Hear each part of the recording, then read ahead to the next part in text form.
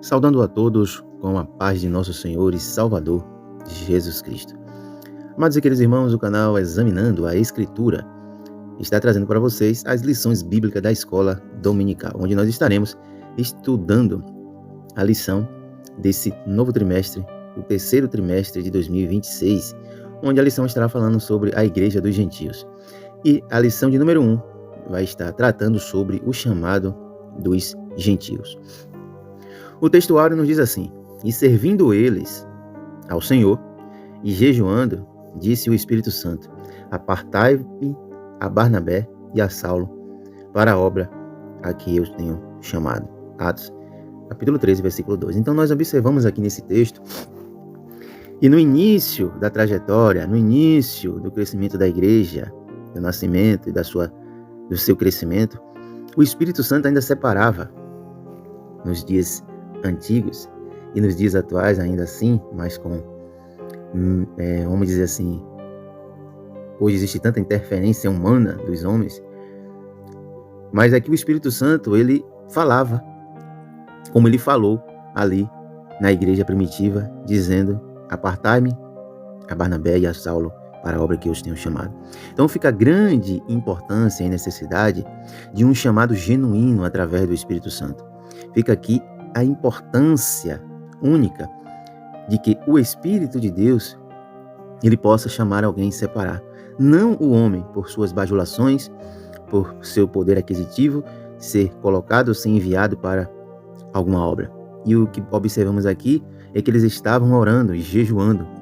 Então é necessário que as lideranças tenham este projeto, este propósito, não só a liderança, mas como toda a igreja do Senhor Jesus. Então fica aqui o ponto-chave desse textuário, desse texto, é que o Espírito Santo é que chama, vocaciona, separa para a obra a qual ele deseja realizar. A verdade prática, nós observamos que quando a igreja ouve o Espírito, observe, quando a igreja ouve o Espírito, o Evangelho avança e vidas são alcançadas para a glória de Deus. Então nós observamos aqui quando a igreja, a liderança, porque é a liderança que Deus escolhe, mas a liderança é que traz à tona. Então quando a igreja, ela ouve a voz do Espírito, o Evangelho tende a avançar. Vidas são alcançadas para a glória de Deus. Então fica aqui, se sua igreja não está avançando, não está crescendo, então tem algo que não está de acordo com a vontade do Espírito. Então fica aqui esse textual e essa verdade prática. É necessário que o Espírito Santo escolha, mas é necessário também que a igreja ouça a voz do Espírito para que a vontade do Espírito Santo de Deus seja feita e a obra de Deus ela avance e cresça. Não com homens presunçosos, arrogantes e soberbos, mas com homens cheios do Espírito e do amor de Deus no coração.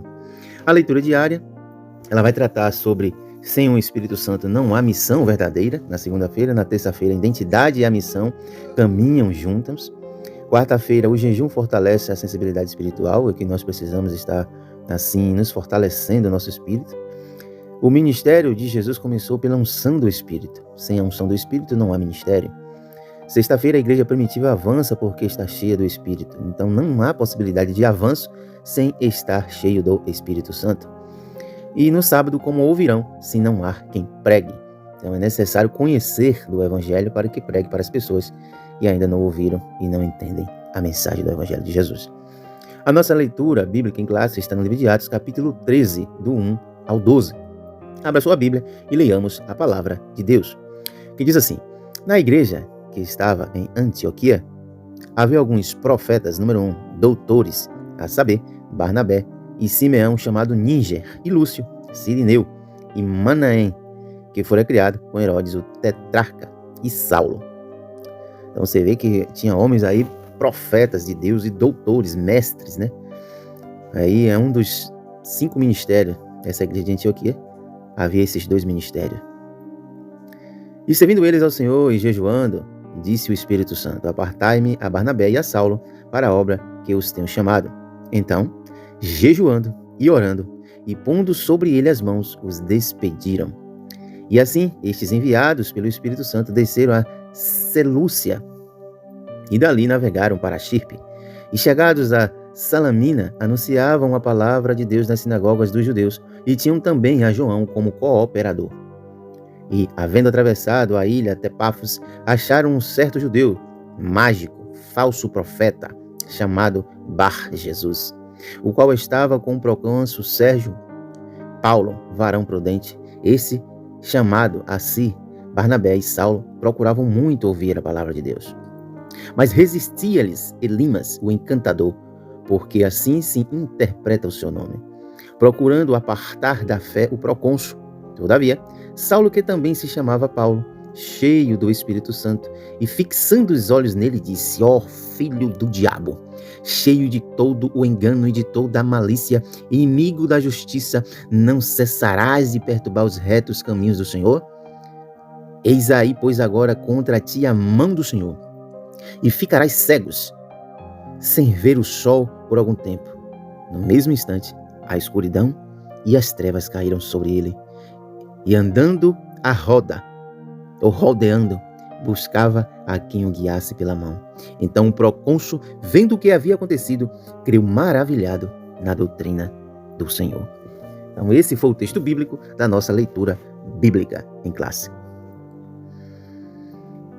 Então, amados e queridos, neste trimestre nós estudaremos a Igreja dos Gentios, acompanhando a expansão do Evangelho para além do contexto judaico e evidenciando a direção soberana do Espírito Santo na missão da Igreja. Então, observe que nesta primeira lição, o chamado para os gentios. Nós aí iremos analisar Atos capítulo 13 e o envio de Paulo e Barnabé a partir da Igreja de Antioquia, destacando uma comunidade sensível à voz do Espírito de Deus. Então, observando que Lucas registra o cumprimento progressivo da promessa de Jesus em Atos capítulo 1, versículo 8, o Evangelho alcançaria Jerusalém, Judeia, Samaria e chegaria até os confins da terra. Então, nos capítulos 13 a 28, marca uma grande virada da narrativa, quando o foco deixa de ser Jerusalém e passa a Antioquia. É dessa igreja, caracterizada por diversas sensibilidades espiritual e prática missionária madura, que o Espírito Santo convoca a Paulo e a Barnabé para a evangelização dos gentios. A partir desse ponto, o ministério de Paulo torna-se central e o Espírito é mostrado como o verdadeiro condutor da expansão cristã. Então observe que a missão gentílica ela nasce, portanto, como uma estratégia humana, mas como resposta ao chamado direto do Espírito para alcançar as nações. Vamos para o primeiro ponto da nossa lição, falando sobre o nascimento da missão gentílica. Antioquia, um centro escolhido por Deus. Fundada por Seleuco Nicator em 300 a.C., Antioquia da Síria se tornou a terceira maior cidade do Império Romano, atrás apenas de Roma e Alexandria. Culturalmente grego-helenista, abrigava significativa população judaica e exercia forte influência intelectual e comercial. Contando com o porto de Selúcia, foi ali que os discípulos foram chamados cristãos pela primeira vez. Cristão significa aquele que é parecido com Cristo. Está lá em Atos capítulo 11, versículo 26. Não por acaso, Deus escolheu Antioquia, ou Antioquia, como base da missão gentílica, transformando aquela igreja em um centro de envio para as nações. A verdadeira base missionária de envio às nações se tornou a igreja de Antioquia, ou Antioquia. Vamos verificar agora quais os ministérios estavam ali presentes na igreja de Antioquia. Nós sabemos que existem os 5 ministérios, que está lá em Efésios, apóstolos, profetas, evangelista, pastor e mestre. A liderança local reunia profetas e doutores, mestres na palavra, mestre no ensino genuíno das Escrituras. Ministério que, após o período apostólico, tornou-se pilares da edificação da igreja. Observando em 1 Coríntios, capítulo 12, o versículo 28, os profetas exortavam mediante a inspiração direta. Porém, todavia, os mestres instruíam com base nas Escrituras e na tradição dos ensinos de Jesus. Então, durante o serviço ao Senhor, marcado por oração, número 1, importante observar isso aqui, marcados por oração e por jejum, o Espírito de Deus se manifesta e falou à igreja de Antioquia, a liderança da igreja de Antioquia. A disposição desses líderes em buscar a vontade divina revela uma comunidade madura centrada em Deus e apta a discernir os propósitos do Espírito para além das necessidades locais. Mas é importante lembrar que quando Paulo ele inicia o seu ministério, Pedro o rejeita. Pedro ele cria um estatuto onde ele dizia que só poderia ser apóstolo quem viu o Senhor entrar e sair, quem foi batizado no batismo de João, que viu Jesus fazer isso, fazer milagre, participou da ceia. Só poderia ser apóstolo segundo algumas cláusulas que ele deixou lá no livro de Atos. E Paulo não se enquadrava. né? A conversão de Paulo vem ser muito depois da morte de Jesus Cristo, né? Quando a igreja estava ali sendo perseguida em Jerusalém, depois do derramamento do Espírito. Então foi muito depois que Paulo ali se converte, e ali depois de 14 anos ele já é chamado para a obra missionária através do Espírito Santo. Mas Pedro foi um grande perseguidor de Paulo em relação ao seu ministério, ao seu chamado. Porque Paulo, nós bem sabemos que foi um homem que perseguiu a igreja de Jesus Cristo, mas Jesus o chama para esta obra missionária. E aqui observamos e vemos onde Pedro, com certeza já sendo moldado por Deus pelo Espírito Santo, assim reconhecendo o ministério apostólico do apóstolo Paulo, onde Deus, o próprio Jesus, o trouxe a revelação sobre o ministério. Então observamos aqui a separação de Paulo, vamos falar um pouco sobre isso, que está lá no versículo 2 ou 3 do capítulo 13. O Espírito Santo ordenou: apartai-me a Barnabé e a Saulo para a obra que vos tenho chamado. Então observamos aqui a importância, né? A importância da liberdade do Espírito dentro da comunidade cristã evangélica genuína. Né? Não temos aqui manipulação humana, nós não temos aqui votação, nós não temos aqui acepções, né? Como os homens fazem nos dias atuais. Nós temos aqui uma divindade falando, atuando pela liberdade daqueles homens que deram ao Espírito Santo de escolher, de enviar quem ele desejasse enviar.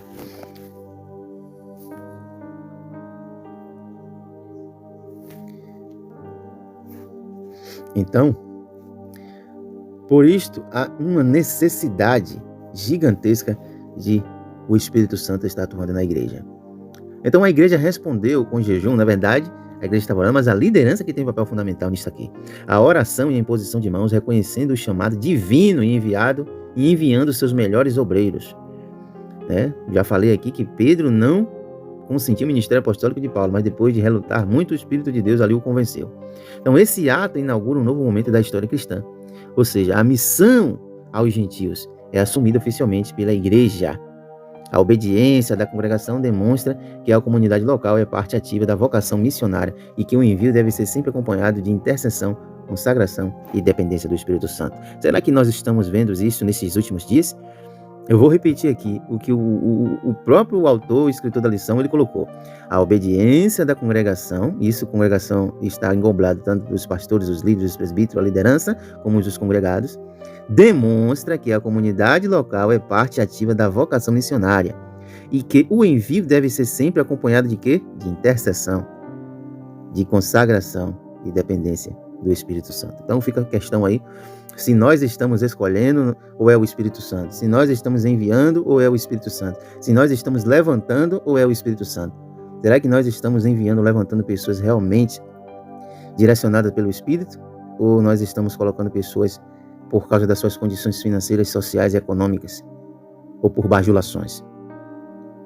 Fica aí esta observação. Então, em Antioquia, o Espírito inaugura a missão evangelizadora, né, através ali de Paulo e a Barnabé. Falando um pouco sobre Antioquia da Síria foi um importante centro político, econômico e religioso durante um período romano, pois a população ela se diversificava de Antioquia e contribuiu para uma grande diversidade de religiões ligadas à cidade. Então, seu subúrbio de Dafne era um importante local para o culto para o paganismo, e a cidade manteve uma população judaica ao longo de sua história. Porém, além disso, foi para Antioquia que muitos cristãos de Jerusalém fugiram durante a perseguição inicial da igreja, como falamos inicialmente. E aqui, pela primeira vez, os cristãos judeus começaram a focar intencionalmente em compartilhar o evangelho para os gentios, como está escrito em Atos capítulo 11, versículo 19 ao 21. Então, o resultado foi uma igreja grande, multicultural e vibrante. Então, a igreja de Antioquia, gente, ela era conhecida pela sua diversidade étnica e cultural, a sua generosidade de enviar oferta a Jerusalém durante uma fome, como Paulo ele descreveu lá, né, falando lá em Atos, capítulo 11, versículo 27 ao versículo 30, o coração voltado para missões, né, onde serviu de sede para Paulo nas suas viagens missionárias. Não surpreendentemente, foi em Antioquia que os seguidores de Cristo foram chamados pela primeira vez de cristão, como está em Atos, capítulo 11, versículo 26. Então, o que nós observamos é que a igreja de Antioquia foi o berço, a primeira frente missionária evangelizadora da igreja primitiva. Vamos para o ponto de número 2 da nossa lição, onde vai falar sobre o Espírito Santo e a obra missionária. Primeiro ponto, subtópico número 1, diz o Espírito Santo que conduz a missão. Então, Aqui já dá para a gente ter uma noção. Será que quem conduz a missão evangelizadora é o Espírito Santo?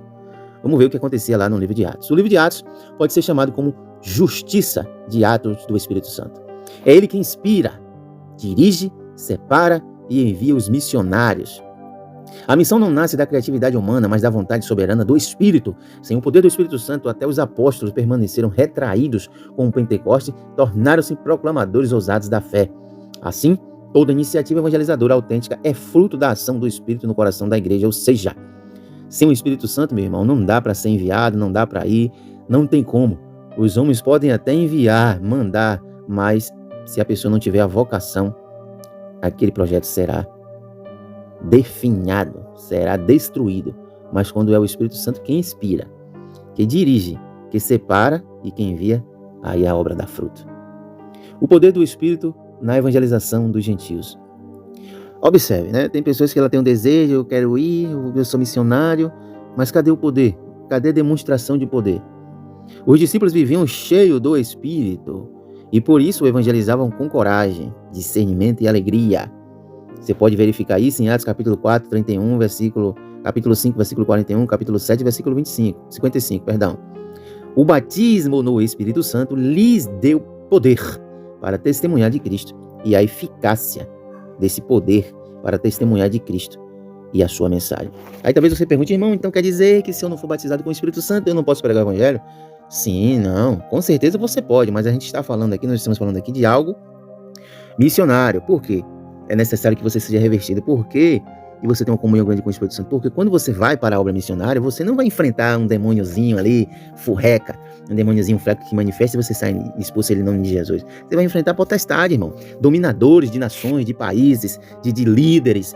Então, influências malignas virão contra a sua vida. Virão investir contra o seu ministério. Porque eles sabem que se você está cheio do poder, cheio do Espírito Santo, você vai estar ali levando a obra de Jesus Cristo, o Evangelho genuíno do Senhor. Eles vão fazer investida para lhe matar, para lhe destruir, colocar enfermidade, desânimo, parar o seu ministério. Então é necessário que você seja cheio do Espírito Santo de Deus e tenha as obras de Cristo vivo e o poder de Deus na sua vida. Mas pregar o Evangelho foi dado para toda criatura, de por todo mundo, indo por todo mundo pregar o Evangelho de Jesus Cristo. Mas para obras específicas, é isso que muitas pessoas não entendem no meio do caminho, na sua ânsia de querer ser missionário, se frustra e volta frustrado para a sua nação. Então observe que essa unção na vida de Paulo, de Barnabé, na vida daqueles que são enviados, não apenas fortalece a pregação, mas também conferiu autoridade espiritual para enfrentar as resistências. Olha aí, número 1, realizar sinais, consolidar igrejas em diversos povos e regiões. A expansão registrada em Atos de 120 discípulos a multidões é o resultado direto da obra sobrenatural. Então não é de qualquer maneira que devemos nos tornar missionários para ir para as outras nações, não. Você vai enfrentar resistência. Você tem que realizar sinais e maravilhas para que as pessoas que te ouçam vejam a confirmação do Deus vivo na sua vida. Mas as pessoas hoje, ser missionário é status, né, posição. Então, você vê que tem sido o significado ali, né, a essência, em muitos lugares tem se perdido. Mas o Espírito de Deus ainda busca verdadeiros missionários para pregar o seu evangelho com poder, com autoridade, com sinais e maravilhas. Essa é a obra missionária do Espírito Santo de Deus. A evidência da ação missionária do Espírito. Então, observe que as primeiras viagens missionárias, elas mostram uma clara e objetiva intervenção do Espírito Santo de Deus. Por quê? Porque as portas se abrem, vidas são transformadas, igrejas são plantadas, apesar de perseguições. Mas os missionários não desistem. Observe que em Páfos, o confronto entre Paulo e Elimas não é apenas um episódio de oposição humana, mas uma demonstração de que a luz do evangelho prevalece sobre as trevas.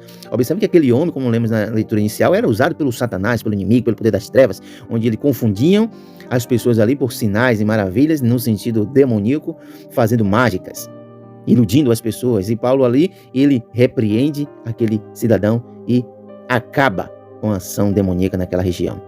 Então, a conversão do procônsul Sérgio Paulo revela que nenhum nível social está além do alcance de Deus. Então, a missão, ela avança porque o Espírito autentica a mensagem e confirma a autoridade dos enviados. Então, observe. Veja que quando Paulo e Barnabé chegam ali naquela região, trata-se logo daquele homem que era usado pelo inimigo, querer impedir a obra do Espírito de Deus, porque ele sabia que o procônsul, ou seja, ali o o governador daquela província, daquela região, iria se converter e com certeza o evangelho seria a religião ali, entre aspas, né, que o evangelho não é religião, mas a palavra de Deus, o cristianismo, seria difundido naquela região e as potestades perderiam grande influência naquela região ali, naquelas vidas, para levar aquelas vidas para o inferno. Então observamos nesse ponto número 2 que o Espírito Santo, ele conduz e sustenta a expansão missionária da igreja. Amém? Até aqui você tem compreendido esta lição, tem entendido? Se tem alguma pergunta, deixa aí nos comentários que nós estaremos respondendo a sua dúvida, o seu questionamento, examinando a Escritura. Então nós temos aqui, falando um pouco do Espírito Santo, que inspira as missões. Então nós devemos notar, dentro desse contexto, a palavra apartar. Então a tendência natural das igrejas naqueles dias como hoje era estabelecer-se como grupos firmados, não prestavam a devida atenção à expansão missionária. A igreja em Jerusalém, ela começa a se acomodar com um grupo firme, centralizado naquela cidade. Mas o Senhor então quebrou aquela organização e fez os pedaços espalhados por toda a Palestina. Agora, de entre os ministros de Antioquia, retiram-se 2 para uma missão especial. Então, caminhando já para o final aqui no ponto 3, vamos falar sobre a igreja como uma agência missionária, né? A igreja que ouve a voz de Deus. A igreja que não ouve a voz de Deus, jamais ela estará enviando alguém para uma obra tão grande, né? Então, Antioquia serve de modelo para a comunidade cristã. Por quê? Porque uma igreja que ora, jejua e discerne a direção divina. Uma igreja missionária cresce na comunhão e age por obediência. A obra missionária não é programação, mas identidade. Em Atos 13 vemos que o Espírito fala, a igreja se coloca-se diante de Deus com reverência e compromisso. Então, essa igreja missionária que ouve a voz de Deus, ela está em oração, ela está em jejum, ela está em obediência. Então, o Espírito tem liberdade de falar para esta igreja e esta igreja envia missionários. A igreja que envia e sustenta seus missionários, né? A imposição de mãos sobre Paulo e Barnabé mostra que a igreja participa ativamente do envio, mas ela também tem que sustentar esses missionários, dar uma boa vida no sentido de condições financeiras, tanto de saúde física como saúde alimentícia, saúde financeira para seus familiares, a qual estão ali destinados àquela obra missionária. Então, não retém os seus melhores servos, mas consagra ao propósito eterno. Então, sustentar, interceder e acompanhar os missionários é uma necessidade, é parte essencial, inseparável da vocação eclesiástica. Assim como Antioquia se tornou um centro de envio, cada igreja local é chamada para se tornar como base de operação para o evangelho nos alcances dos novos povos e novas culturas. Então, além de enviar só para ter o status de dizer que tem enviado missionários, mas não sustentar, não atesta ali o envio, porque é necessário manter aquele missionário, porque ele tem família, tem esposa, vai ter filhos, né? Então, que adianta? Ele está dizendo que é um missionário e passando fome, passando necessidade.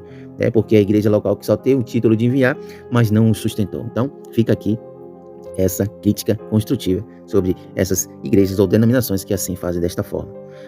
A igreja que cumpre a grande comissão. Então, a ordem de Jesus permanece: ir, pregar, fazer discípulos e alcançar as nações. Então veja o que Jesus ele falou aqui em Mateus capítulo 28, versículo 19 e 20. Ir, pregar, fazer discípulos e alcançar as nações. A glória maior do ministério de um homem de Deus é fazer discípulos, é pregar o evangelho, fazer discípulos. Bote isso na sua mente aí, evangelista, pastor, pregador, presbítero. Você tem que fazer discípulos.